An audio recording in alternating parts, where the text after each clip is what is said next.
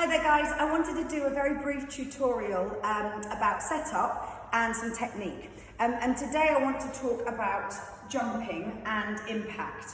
So obviously there is an amount of impact that happens and that occurs when you do any form of jumping on the landing. However, you can really combat that if you get your technique and your form correctly. So what we're looking for is when we're doing a takeoff, is a push off from the floor. And when you land, you try to absorb the floor through the feet. So you're landing on the ball of the foot and allowing that to come back through, allowing the ankle to soften, the knee to soften, and that hip joint to just gradually move and the back to move with you. Then again, on that takeoff, we're pushing off through those glutes, using the glutes to lift, bringing that foot up off the floor, and again, finding the floor and absorbing the weight through the floor. So what we're not trying to do, what we're trying to avoid is that bang down of the foot onto the floor, which is going to jar the knee, jar the ankle, jar the hip, and jar the back. So I really want you to think about when you're doing those dynamic jumps, is that absorption of the floor and that softening through the body. So we squat down, remembering when you're squatting down, the weight's already in the heels. Those sit bones are really pushing down and out. So we're in that lovely position, abdominals are drawn in, and we push off through using those glutes, and then absorb the floor as we come back down. And a really good tip is to listen. If you're hearing bang like that, that's impact, that's hitting down, that's going to jar. If we don't hear any sound,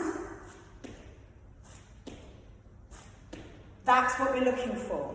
So it could be 2 feet to 1, it could be 1 foot. Again, that same thing.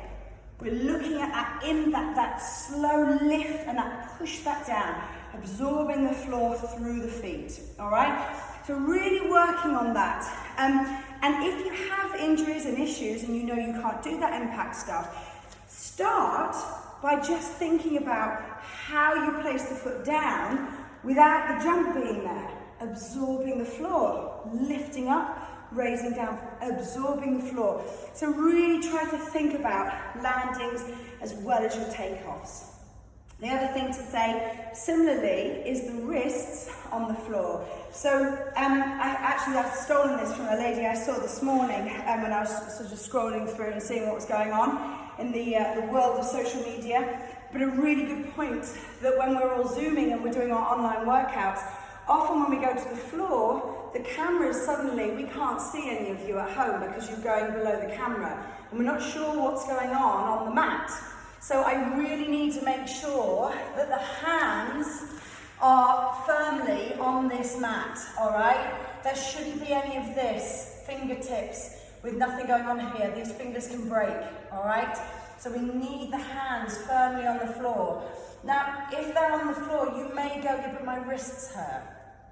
We've got to work on that. You've got to work on strengthening them. So a little tip that I have is that you're thinking about the ball of the hand, this thumb joint, and this pad here, and then the pads along there, almost like you're trying to create a little scoop in the center of the palm, and then the fingertips just push into the floor a little bit. So you've almost got that lovely, sort of like an animal pad, the paw of the pads on the floor, all right? And that just helps lift up and out of the floor, so not too much weight is going down and into those wrists, all right? So thinking about light on the hands, I always try to imagine that I'm working on a sheet of ice so that my hands can't go through the ice. I want to be constantly thinking about lifting up and away, all right? So lifting up and away from the floor with the hands and absorbing the floor through the feet whenever you're doing any dynamic jumping and moving and lifting. All right, so good luck with it all and have a great day.